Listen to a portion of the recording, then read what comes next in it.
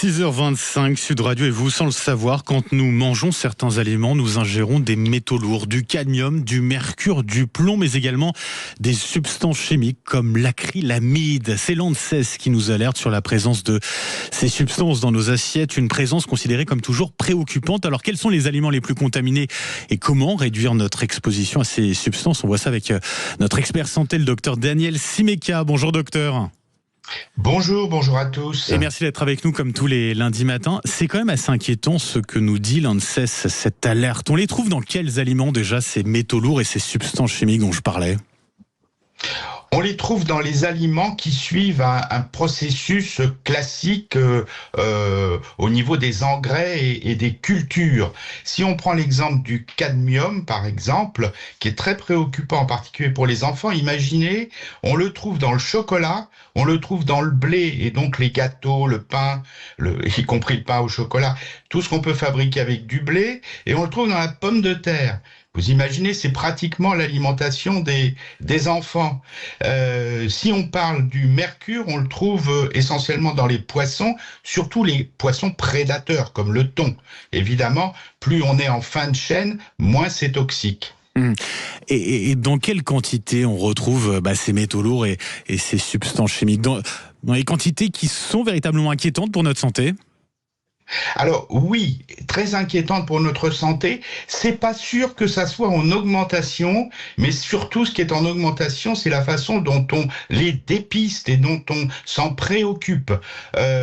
Même certaines études semblent montrer qu'on serait plutôt en légère diminution, mais c'est pas sûr. En tout cas, on se rend compte de l'ampleur du problème et surtout l'ampleur du risque, parce que pour reprendre sur le cadmium par exemple, le risque c'est essentiellement un risque cancéreux, le cancer du pancréas particulièrement, un risque neurologique aussi.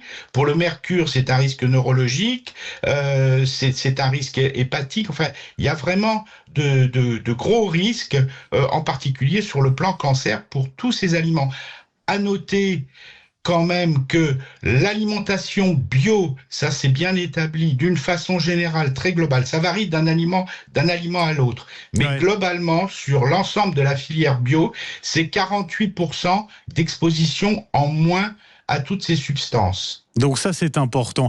Mais c'est vrai que ça interpelle parce que les produits, les aliments dont vous parlez, pommes de terre, le chocolat, c'est vrai, voilà, c'est les aliments préférés de nos enfants aussi, quoi. Et exactement, et ça inquiète vraiment, d'où l'intérêt, au moins pour les enfants, d'avoir affaire à des filières plus vertueuses, comme la filière bio. Enfin, notons que pour tout ce qui est, donc, l'ANSES s'est préoccupé de 250 substances, mais elle en a retenu 5 en alerte, 5 métaux lourds, et puis le fameux acrylamide. Ouais. On peut dire, l'acrylamide, c'est un peu une exception, parce que c'est pas quelque chose qui est dans l'environnement, c'est quelque chose qui se fabrique à très haute température. Donc les patates sautées, les frites, par exemple. Encore une fois, les enfants sont très exposés. Et donc, pour ce qui concerne d'autres pesticides et puis les fameux PFAS, l'ANSES promet de s'en occuper après. Donc, il y a toujours une partie recouverte de l'iceberg qui est elle aussi tout à fait inquiétante. Effectivement. Merci beaucoup. Alors, juste pour, si je vous suis bien, la meilleure manière de s'en protéger, finalement, de réduire ce risque d'exposition, c'est quoi? C'est de manger bio? C'est la seule solution? Alors, c'est 3 choses. Favoriser la filière bio, éviter les hautes températures pour la cuisson et éviter évidemment les aliments ultra transformés. Par exemple, les biscuits secs salés sont effectivement extrêmement chargés en acrylamide.